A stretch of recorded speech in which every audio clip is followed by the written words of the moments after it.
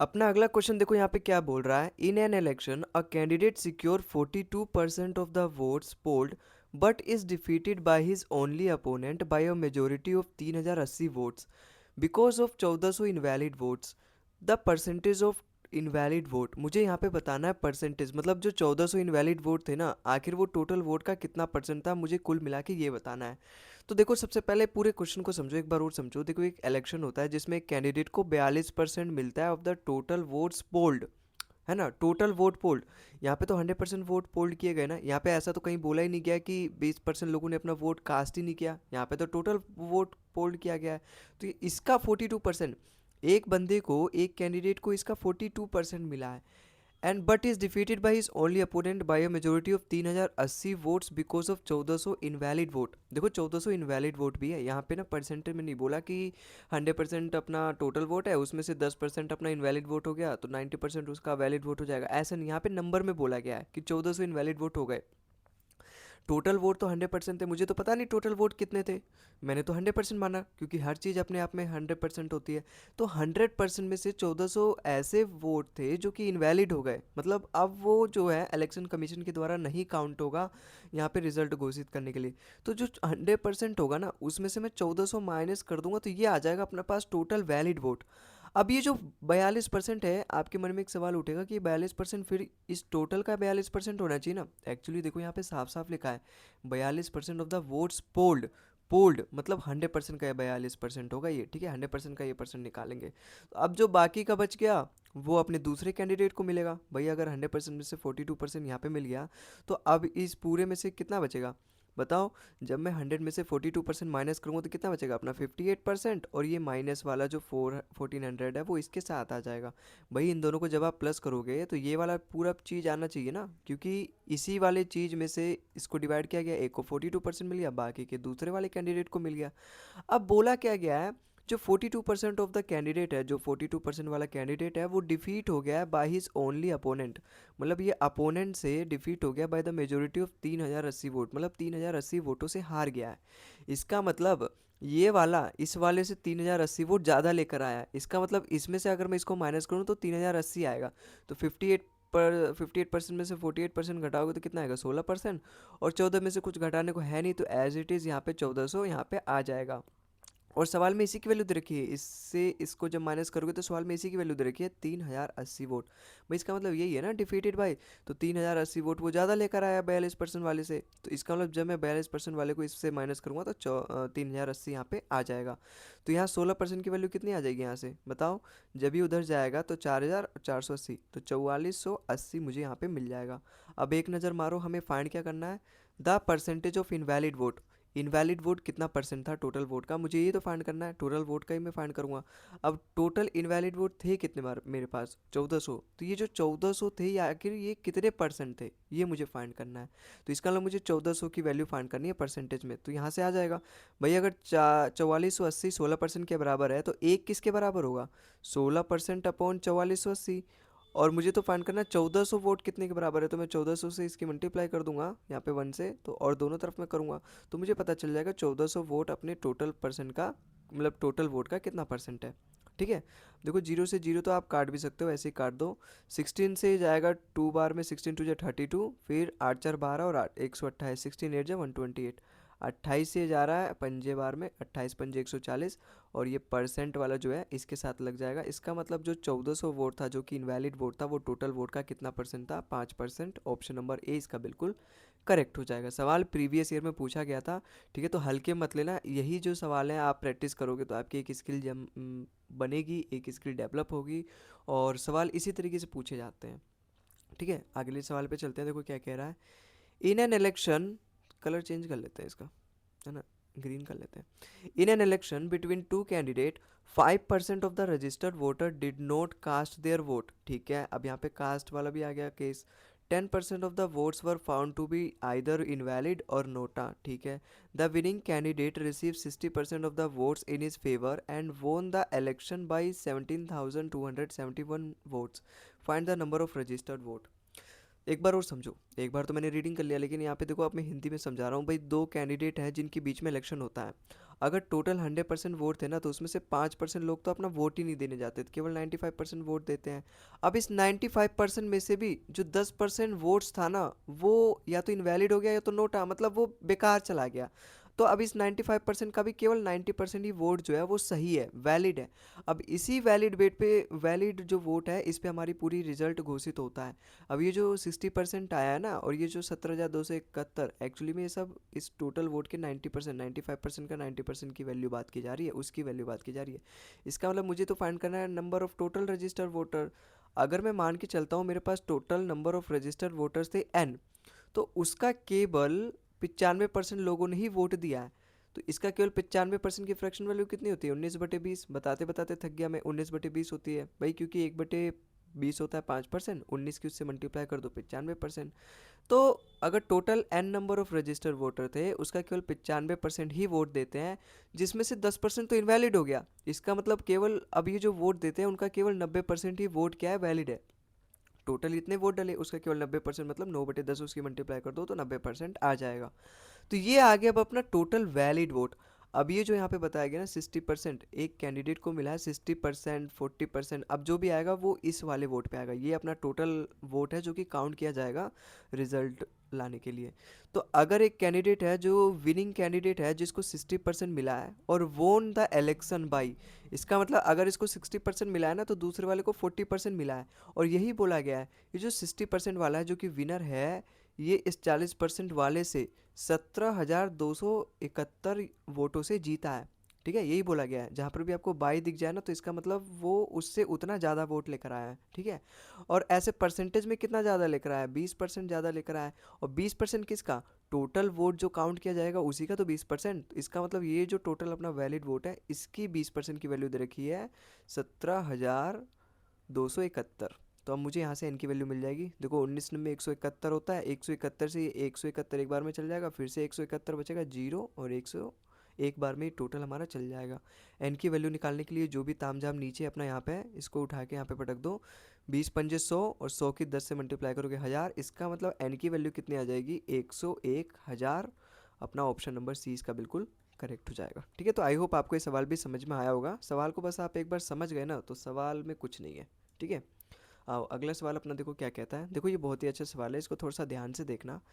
In an election between two candidate the defeated candidate secured 42% of the valid vote. ठीक है, उसको valid vote मिलता है, valid vote का 42% मिलता है ना डिफीटेड कैंडिडेट को, and lost the election by 7,68,400 vote. ठीक है, बहुत ज़्यादा वोटों से हार जाता है वो।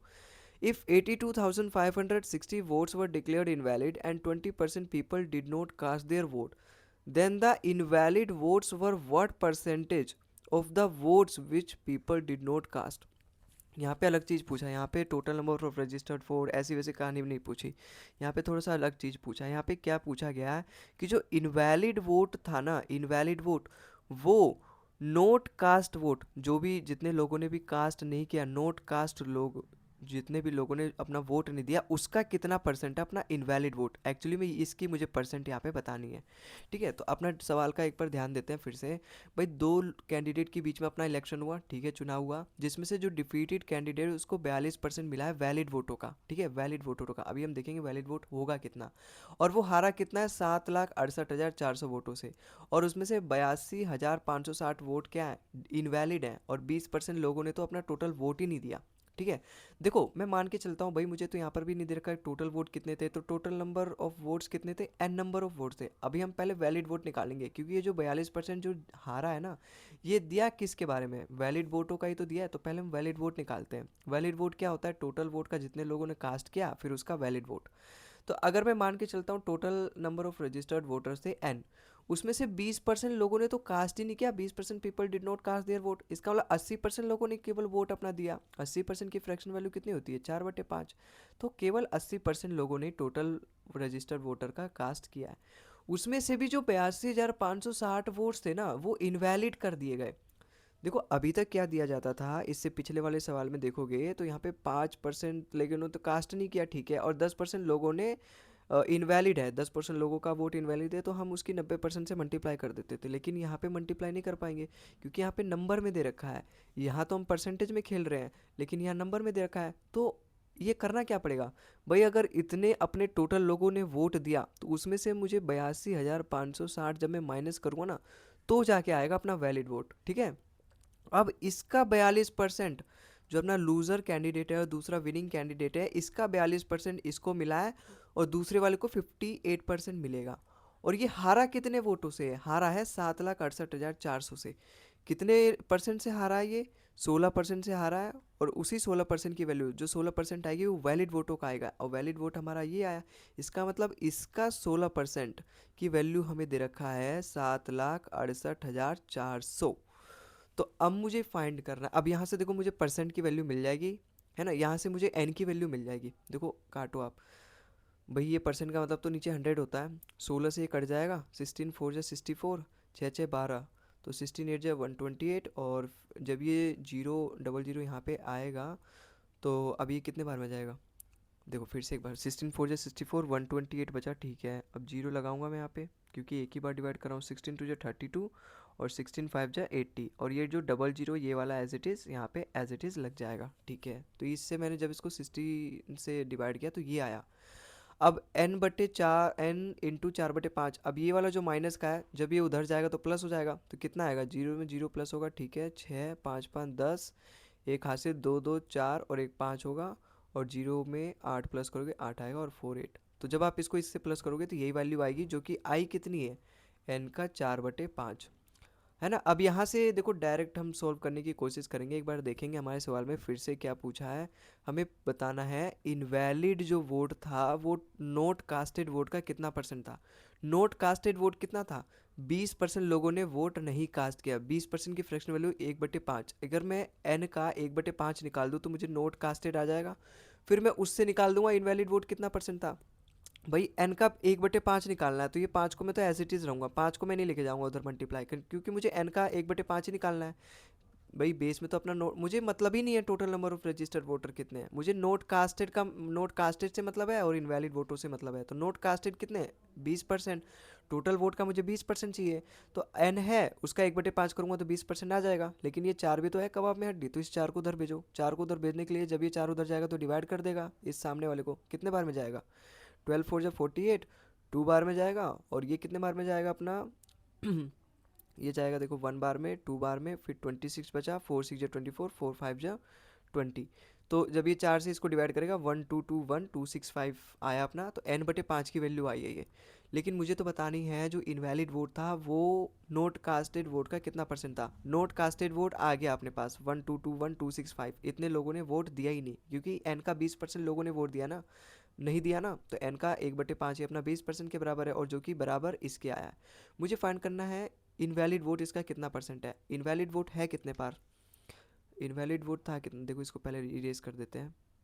पहले इसको इरेज कर देते हैं, फिर इनवैलिड वोट मुझे फाइंड करना है ना। आखिर टोटल जो नोट कास्ट था उसका इनवैलिड वोट कितना था?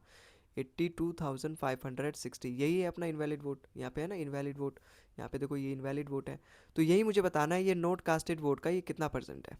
देखो परसेंट ये फाइंड करना मतलब पहाड़ तोड़ने जितना आसान है ये, है ना। एक बार ऑप्शन में नज़र मारूँ तो 10% के आसपास है, और ये 10% से थोड़ा सा दूर है। अगर मैं इसको 10%, अगर मैं इसका निकालूँ, 10% निकालना बहुत ईजी होता है, केवल उसको 10 से डिवाइड कर दो तो ये आएगा। कितना आया? 1,22,126। 1,22,126 से बहुत ही ज़्यादा कम है भाई ये। इसका मतलब जो मेरा आंसर है वो 10% के आसपास झूमेगा भी नहीं। तो 10.6% भी नहीं आएगा, 9.8%, 10% से बहुत ही कम छोटा है, 0.2% छोटा है, लेकिन ये तो बहुत छोटा है। तो ये भी नहीं आएगा, और 12.9% तो बड़ा हो जाएगा, क्योंकि जो इनवैलिड वोट है नोट कास्टेड वोट का 10% से ज़्यादा थोड़ी ना है। 10% इसका 1,22,000 है, ये तो 1,22,000 से भी कम है, 82,000 के आसपास ही है। तो ये आ जाएगा 6.8%, है ना। तो ऑप्शन नंबर डी इसका बिल्कुल करेक्ट आ जाएगा, क्योंकि जब मैंने इसका 10% निकाला तो 1,22,000 कितना है? 1,22,126 आया। ये तो 82,000 के आसपास ही है, बहुत ही ज़्यादा कम है। तो 10% के आसपास तो मेरा ऑप्शन होगा भी नहीं, और ऑप्शन ऐसे ही सेट था कि 10% के आसपास था, और ये बिना मुझे पूरा सॉल्व किए आ गया। ऑप्शन नंबर डी इसका बिल्कुल करेक्ट है। तो ठीक है, तो मैंने इसमें ज़्यादा समय लिया क्योंकि सवाल में समझाने लायक था। अगर आप एक बार समझ गए तो डेफिनेटली कुछ है नहीं इसमें, ठीक है, तो आई होप आपको समझ में आया होगा। नहीं समझ में आया तो वीडियो को पीछे करके देखो, मैंने एकदम एक इस सवाल को अगर मैं बताऊँ ना, कम से कम 3 से 4 बार एक्सप्लेन कर दिया होगा। इस टोटल मैं एक ही बार नहीं समझाता, बार बार उस क्वेश्चन को पढ़ता हूँ, बार बार वो लिखता हूँ मैं जो वहाँ पे समझाना होता है। ठीक है, एक ही बार नहीं समझाता। अगले सवाल पे चलते हैं। अगला क्वेश्चन देखो हमारा क्या बोला है। ए district has 10,24,000 inhabitants. If the population increasing at the rate of 2.5% per annum, find the number of inhabitants at the end of 3 years. ठीक है, मुझे 3 साल बाद की पॉपुलेशन बतानी। इनहेबिटेंट्स मतलब वहाँ के निवासी। ठीक है, देखो डिस्ट्रिक्ट के पास 10,24,000 इनहेबिटेंट्स हैं, और हर साल उसकी जो रेट है, हर साल उसकी जो पॉपुलेशन है वो 2.5% से बढ़ रही है। तो मुझे 3 साल बाद बताना है।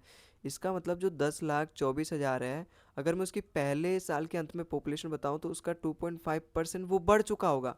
इसका मतलब जैसे पहले 100% था ना, तो अब उसमें 2.5% बढ़ चुका होगा। इसका मतलब वो 102.5% हो जाएगा, है ना, 102.5% हो जाएगा। तो मैं यहाँ पे 102.5% इसकी मल्टीप्लाइंग फैक्टर आएगी। या फिर आप इसको ऐसे भी कर सकते हो, भाई 2.5% की फ्रैक्शन वैल्यू कितनी होती है, 1/40। अब ये बढ़ रही है ना, बढ़ रही है ना, तो इसका मल्टीप्लाइंग फैक्टर क्या हो जाएगा, प्लस का 1/40। इसका मतलब पहले अगर 40 थी तो अब वो 41 हो जाएगी, तो ये इसका मल्टीप्लाइंग फैक्टर हो जाएगा। तो पहले ईयर में कितना बढ़ेगा, 41/40। दूसरे ईयर में पता करने के लिए 41/40 की फिर से मल्टीप्लाई कर दो, फिर तीसरे ईयर में बढ़ने के लिए फिर से इसकी मल्टीप्लाई कर दो। तो मुझे पता चल जाएगा अब 3 साल के अंत में उसकी पॉपुलेशन कितनी हो चुकी होगी। देखो 3 जीरो से 3 जीरो तो ऐसे ही उड़ा दो, ठीक है, बिना सोचे समझे। अब एक बात आप समझो, देखो 2 का जब आप स्क्वायर करते हो तो 4 आता है ना।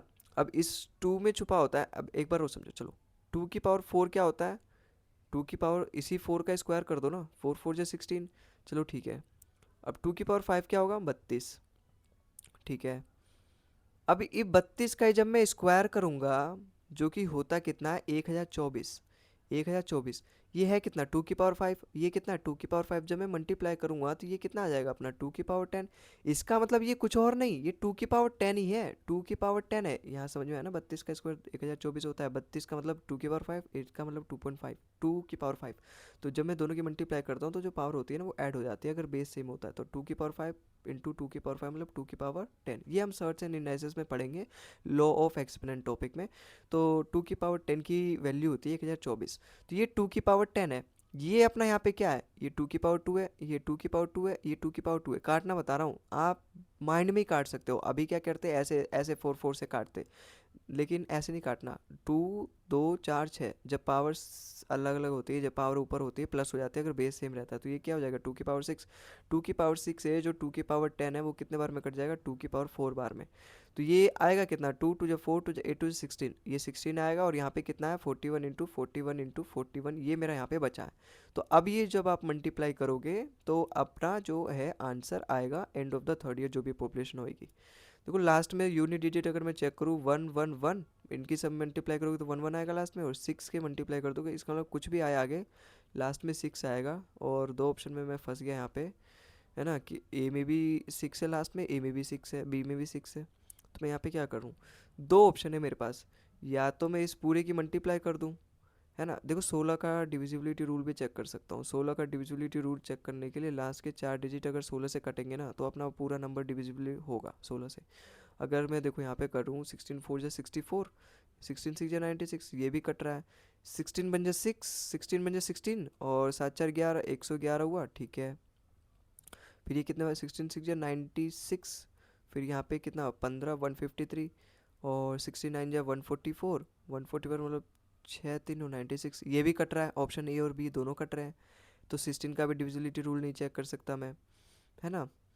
41 का मल्टीपल चेक कर लेते हैं। 41 से अगर मैं इसको काटूंगा कितने बार में जाएगा, 1 1 2 0 7 3 6। अगर ये 41 से कट गया तो इसका मतलब फिर मुझे मल्टीप्लाई करके ही देखना पड़ेगा। और अगर 41 से नहीं कटा, इसका मतलब ये ऑप्शन ए जो है 41 का मल्टीपल नहीं है ना।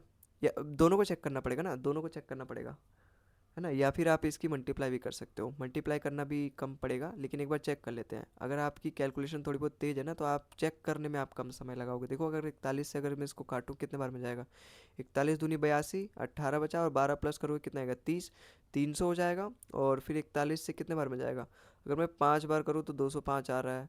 7 बार में करूँ 41 के, अगर मैं 7 बार में करूँ 288 आ रहा है, इसका मतलब 7 बार में जाएगा। 288 मतलब 12, 127 लग जाएगा, ठीक है।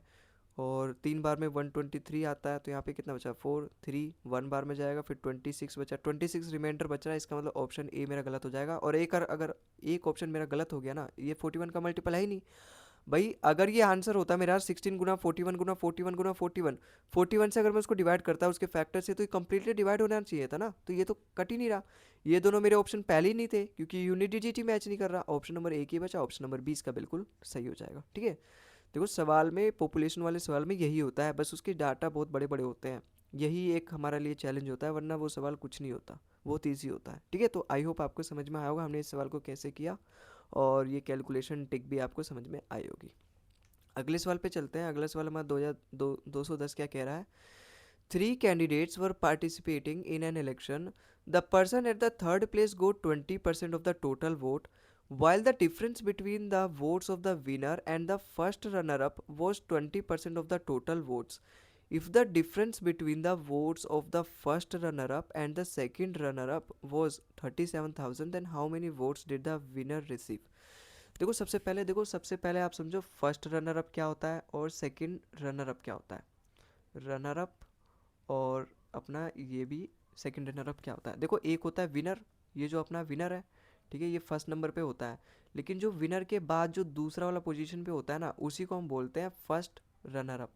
और जो फिर थर्ड पोजीशन पे होता है उसको हम बोलते हैं सेकंड रनर अप। ठीक है, आई होप आपको समझ में आया होगा। अब जैसे 3 लोग हैं, 3 कैंडिडेट हैं, उसमें से पहला, दूसरा और तीसरा, कोई एक तो विनर ही होगा। अब मैं मान के चलता हूँ अपना फर्स्ट वाला विनर है, सेकंड वाला फर्स्ट रनर अप है, क्योंकि ये सेकंड पोजीशन पे आया तो ये फर्स्ट रनर होगा। जो सेकंड पोजीशन, भाई ये फर्स्ट है, सेकंड पोजीशन पे जो आता है फर्स्ट रनर, और जो थर्ड पोजीशन पे आता है उसको हम बोलते हैं सेकंड रनर अप। इसका मतलब अगर ये किसी कारण नहीं बन पाया तो ये बन जाएगा फर्स्ट रनर अप वाला, और अगर ये किसी कारण नहीं बन पाया तो सेकंड रनर अप वाला हमारा आखिरी ऑप्शन बचेगा, वही बनेगा प्रधान गांव का। अब यहाँ क्या बोला है, जो पर्सन है थर्ड प्लेस पे उसको 20% मिला है टोटल वोट का। टोटल वोट यहाँ पे कहीं ऐसा नहीं बोला कि 100% में से 20% लोगों ने वोट कास्ट ही नहीं किया, यहाँ पे कहीं ऐसा कोई बोला नहीं कि इसका टोटल वोट का 20% ही होगा। ठीक है, while the difference between the votes of the winner and the first runner up was 20%। इसका मतलब विनर और फर्स्ट रनर अप, इसका डिफरेंस किसके बराबर दे रखा है, 20% of the total vote. Total vote 100% था, उसका 20% 20% के बराबर होगा। If the difference between the votes of first runner up and second runner up was 37,000।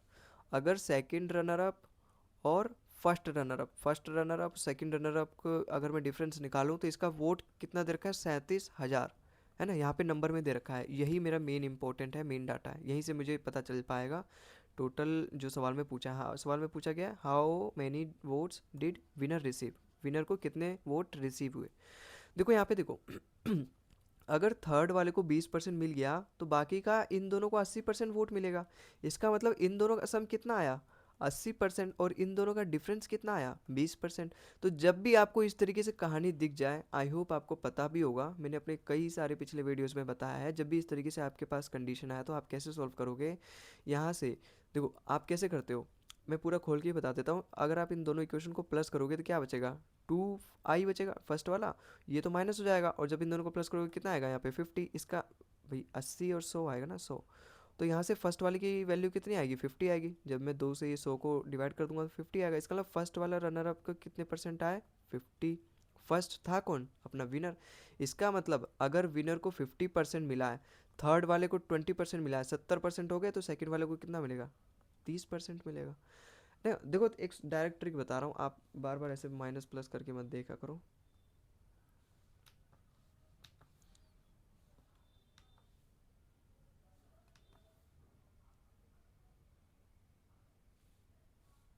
देखो डायरेक्ट कैसे करते हैं, जब भी आपको इस तरीके से दिख जाए ना, देखो माइनस किसके आगे, सेकंड वाले के आगे, तो जो सेकंड अगर आपको फाइंड करना है तो इन दोनों का डिफरेंस ले लो, जो कि आएगा कितना, 80 और 60, 80 और 20 का डिफरेंस 60। तो 60 का डिफरेंस आया, उसको 2 से डिवाइड कर दो, उसका हाफ कर दो, 30% आ गया सेकंड वाले का। और प्लस वाले के जो यहाँ पे फर्स्ट वाला है उसके आगे दोनों बार प्लस प्लस है, तो इसका जो आएगा वैल्यू इन दोनों को प्लस करके आएगा, और उसका हाफ। तो 80 और 20, 100, 100 का हाफ कितना होता है, 50। तो यहाँ पे फर्स्ट वाली कितनी आएगी, 50, और यहाँ पर भी देखो यही आया। अब सवाल में इसने क्या बोला है, सवाल में इसने बोला गया है जो फर्स्ट रनर अप है और सेकंड रनर अप है उनके बीच का जो डिफरेंस है, डिफरेंस, उनके बीच का जो डिफरेंस वोट है वो कितना है, 37,000। इसका मतलब इन दोनों के बीच का डिफरेंस है कितना, 10%। 10% की ही वैल्यू यहाँ पे 37,000 दे रखी है। मुझे क्या पूछा है, how many votes did the winner receive, winner को कितने परसेंट वोट मिलते हैं, 50%। इसका मतलब 10% की वैल्यू अगर ये है तो इसका 5 गुना मतलब 50%, इसका भी 5 गुना कर दूंगा, 37 पंजे 185, इसका मतलब 1,85,000 वोट जो है टोटल विनर को मिलेंगे। तो ऑप्शन नंबर बी इसका बिल्कुल करेक्ट हो जाएगा, क्योंकि मुझे यही पूछा है विनर को कितने परसेंट वोट मिलेंगे या फिर विनर को कितने वोट मिलेंगे, 1,85,000। ऑप्शन नंबर बी इसका बिल्कुल करेक्ट हो जाएगा। ठीक है, तो आई होप आपको समझ में आया होगा। अगले सवाल पे चलते हैं।